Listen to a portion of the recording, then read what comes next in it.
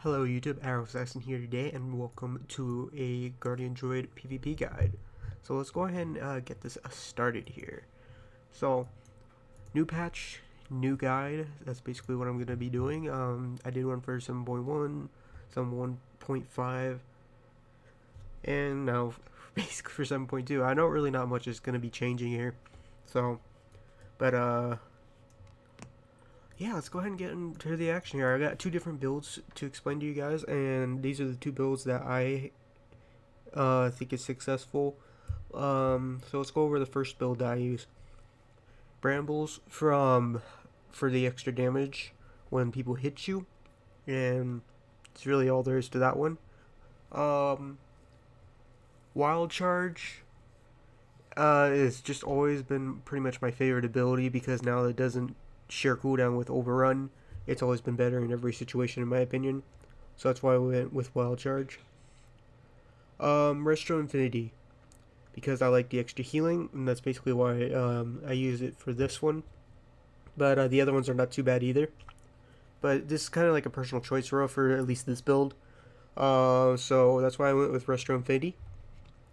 Mighty Bash for the extra CC. That's really all there is to it. Typhoon if you want to knock people off. Mass Entanglement is, I don't feel like that really that great. So that's why I don't use that.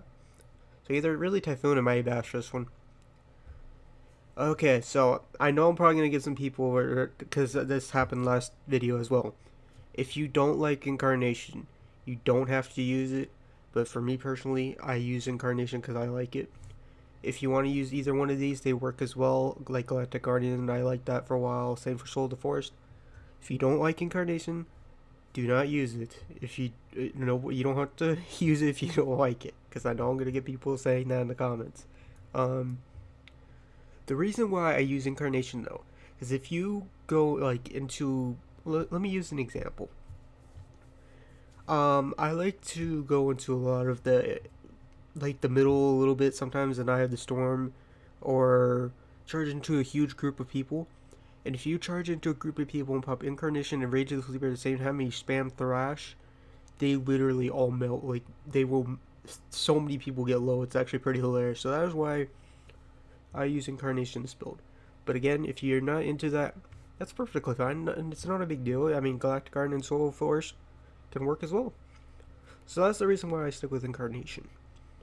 Next row is Survival of the Fittest or Guardian of Loon. These two, either of these work. I've been personally enjoying Guardian of Loon a little bit more lately, so that's why I stick with that.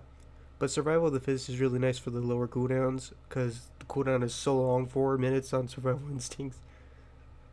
Jeez. So, that could also work. And lower cooldown Barkskin. So if you're having trouble surviving, this probably might be a better way for you to go for Survival of the Fittest. Alright, final row. Rend and Tear and Pulverize. I'm not a fan of Pulverize, personally. I hate Pulverize. I just don't like using it. It's not my playstyle and why I don't use it. But if I give recommendation, I'd probably pick Pulverize, just because the reason why this is because I feel like it does a lot more damage and pretty much all that, for not to mention the physical damage reduction. So I feel like if you don't mind Pulverize, you should go this route.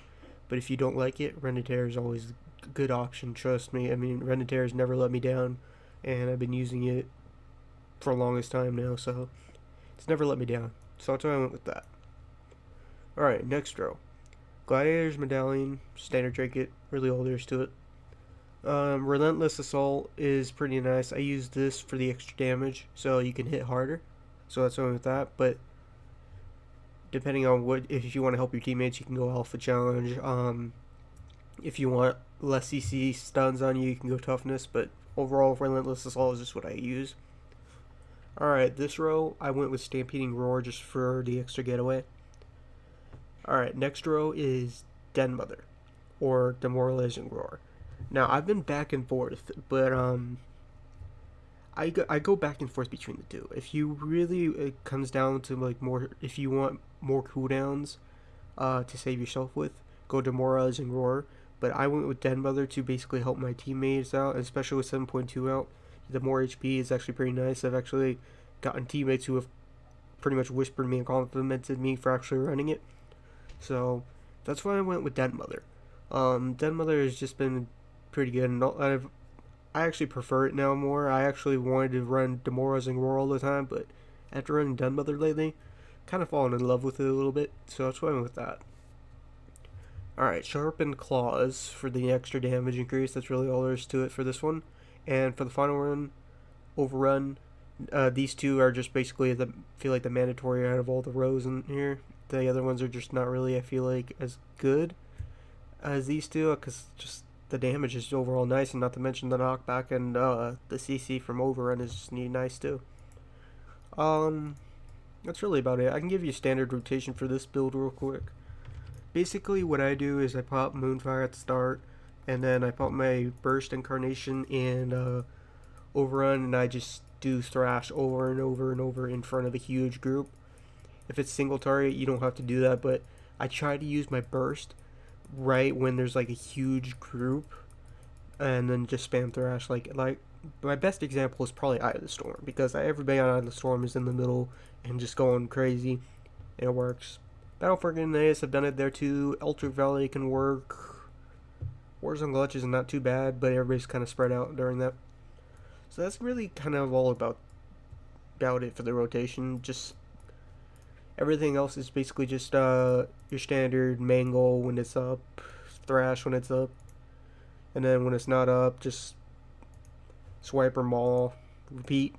And your defensive cooldowns is just keeping Iron Fur against melee, like Warriors, Rogues, DKs, stuff like that.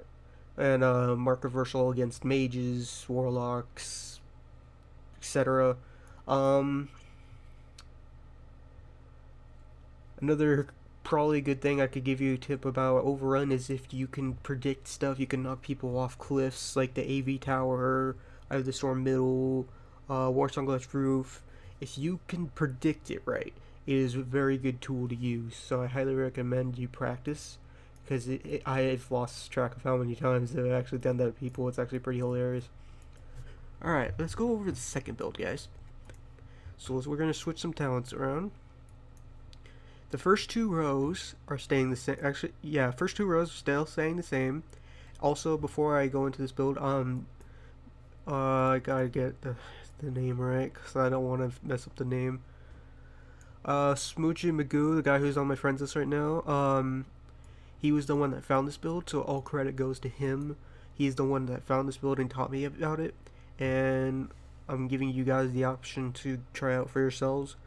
Before you guys try this build though, I'm just letting you guys know now that it's a huge survivability kind of lost type build. You will get a lot more damage, but at the cost of survivability, you will pretty much die faster. Think of it kind of like a little feral type guardian type thing.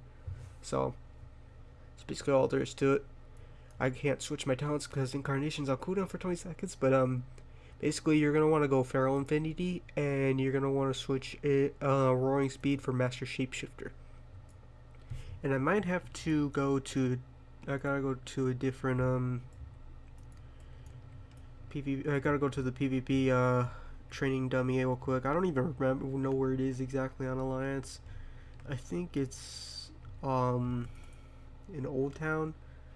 I don't really know where the PvP training dummies are, but yeah, hold on one second, guys. I get it past this loading screen. Basically, you're going to want to go out to Guardian as well, and let me explain how this build works. Basically, how this build works is you're going to go cat form and swipe people and ferocious bite people, and it hits like a train. If the PvP train dummies here, I can show you guys how it works, because when you're in cat form, your cat form damage is increased by 30%. You're not going to always want to be in cat form, but I just want to give you guys sort of an example. Is there a PvP dummy here? Here it is. Okay, good.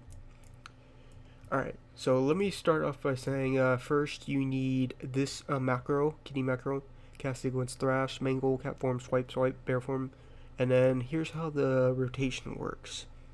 Um, still, this isn't what you're going to be doing all the time, but this is kind of like give you a general idea of how the rotation works. First, you're going to want to, the kitty macro, you already see it's on Thrash. So you use Thrash, you use Mangle, and then look, it's on cat form. You use Swipe, and look, it's already doing 300k damage, and then it goes back to bear form.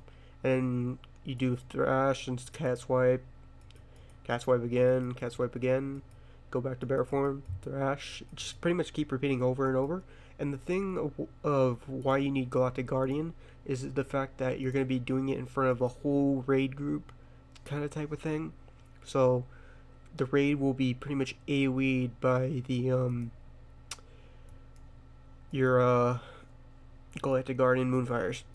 So that's pretty much what this build is, guys. It's pretty much a little mini DPS kind of type of build. So that's the reason why I kind of recommend trying this build out if you're just for fun kind of type of thing. You know what I'm saying, guys? But if you guys have any questions, please let me know, and I will get back to you on and try to answer those questions. And I hope you guys enjoyed this video. I'll see you guys later.